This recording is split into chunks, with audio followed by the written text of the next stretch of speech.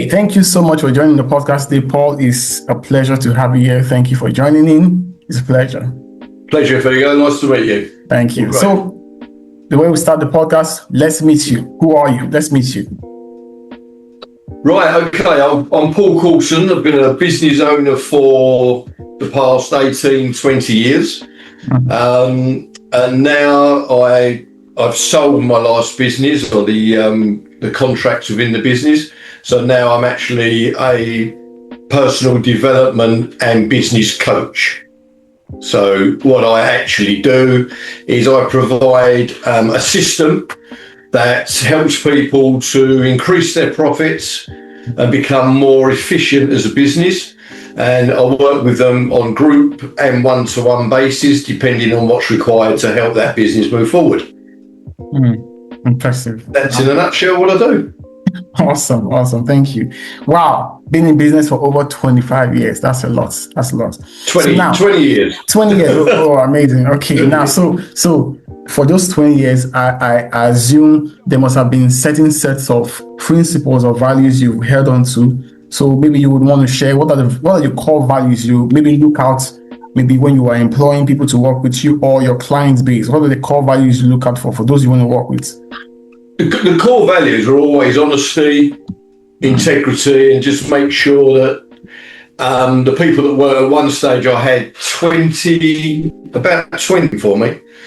So that was where the core values really came in, because within the business, we all had set values and set jobs that we had to do and the things that we had to buy.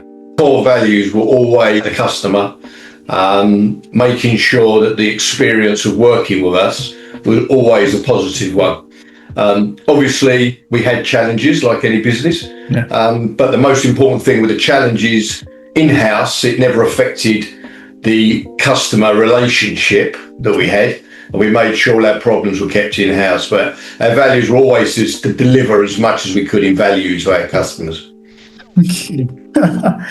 Pretty amazing. I like the fact that you pinpointed that there has been challenges, which is obviously expected. So in all of this now, I really want to know, has there been maybe a funny or memorable experience you've had? Something when you think back, it's still green in your mind. You smile, or any experience as such? Yeah. There's one major one. It's not necessarily a funny one, but I think it's a lesson that we learned. I went on a seminar, and this was a few years, probably about 15 years, maybe a bit longer than that away, actually. And it was a seminar about business growth. And to be honest with you, I didn't enjoy the presenter. And he was I found him very condescending. And he'd do things like he'd say, right, who wants to make more money this year? Please raise your hand, right? And everyone would raise their hand in the room. But I sort of got the point, after a while of all these questions, I got fed up of standing there raising my hand. So he sort of pointed at me amongst the group and said, oh, someone doesn't want to play, and sort of tried to make me look a bit silly. Wow. So, which I didn't take very kindly to. And he did that. So I decided, I thought, well, as soon as this meeting breaks for a break, I'm off. I'm going to get my car and I'm going to go. I don't know why I nether, but I went to the coffee part and I was thinking, I'm going. And then in the end, I thought, no, don't be silly. I'm going to stay. And they put us on different tables when we went back. Okay. And I ended up, to cut a long story short, sitting next to somebody on the table that asked me what I did. And when I told them, they said, oh, I might know someone who'd like to talk to you. Wow. And to cut a long story short, I ended up being introduced into someone who became my biggest contract. Wow. Now, if I had left the room and drove home, that contract would never have materialised. Wow. So the reason I bring that up, because it's just a great lesson to anyone who's in networking or seminars, to keep an open mind, and you never ever know who you're sitting next to. So that was a big lesson learned. But that's one thing that's always stayed with me and stuck in my mind. And I've never left a seminar early since, Figo. Wow. I need to let that sink in. Wow. I'm just trying to imagine if you had left, you never would have imagined what would have happened. And it was worth a lot of money. Wow. A lot of money. So wow. it just shows you that we would never have got that contract. And this was a big airline that we ended up working with. It was just a big lesson to say, always keep positive at these meetings, because you just never know who you're going to be meeting.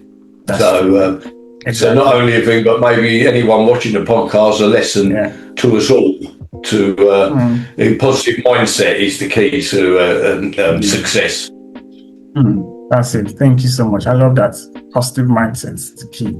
Yeah. So now I really want to ask, because I'm trying to maybe draw a line from the start of what you've been saying. I really want to know what inspired you to start your business.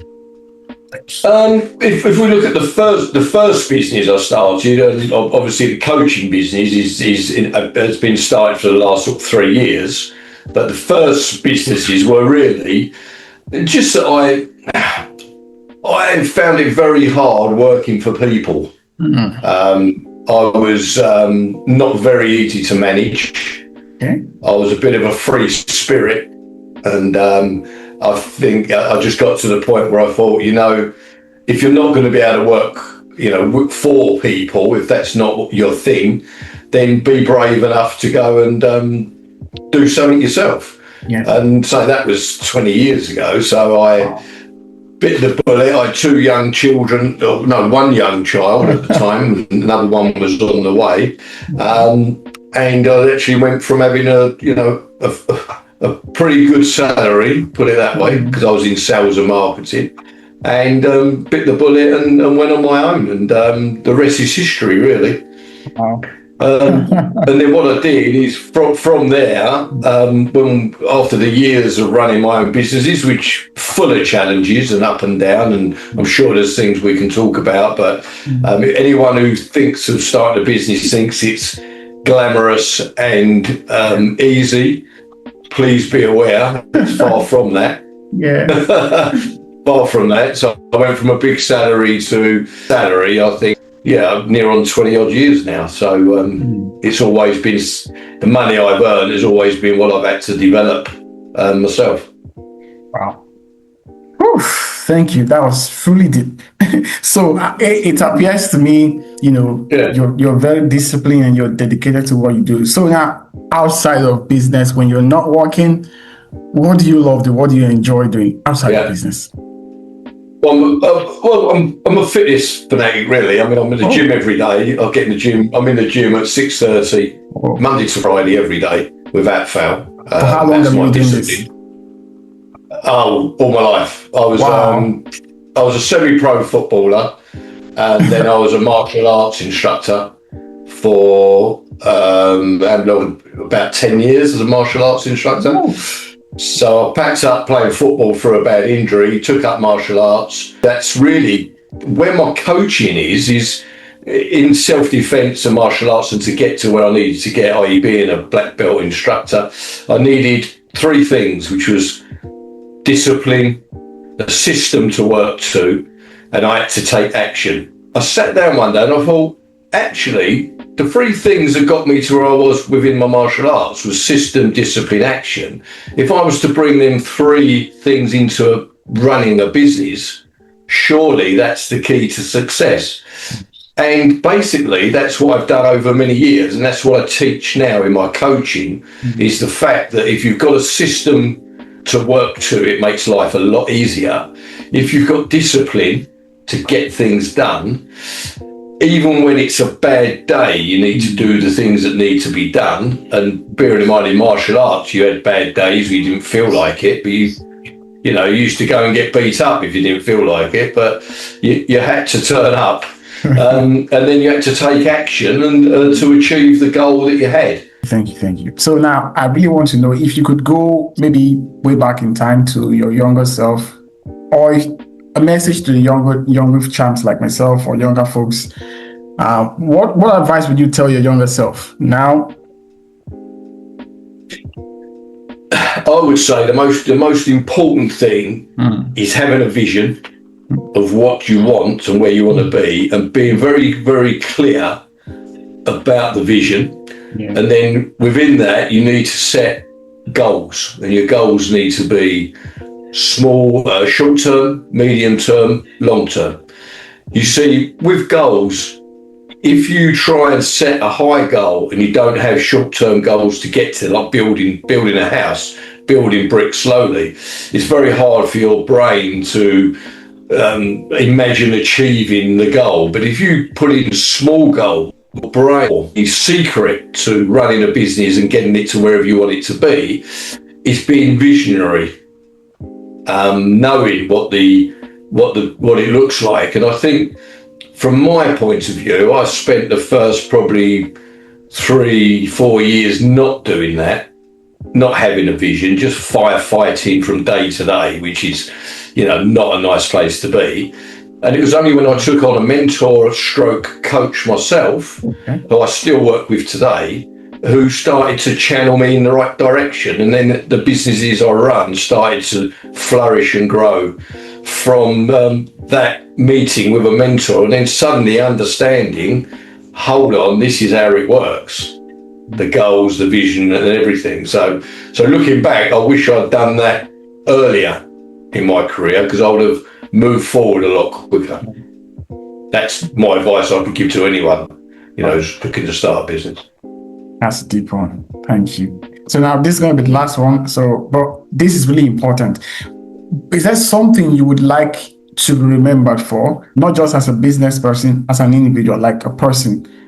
Is there something you would want people to, when they hear Paul, this comes to mind? Yeah, I think I'd always like to be remembered as a free spirit, and as someone who's a very, very positive person to be around. I hate negativity in any way, shape or form. And I like to think that people I mix with, I socially as well as in business, they find me a very positive person to be around.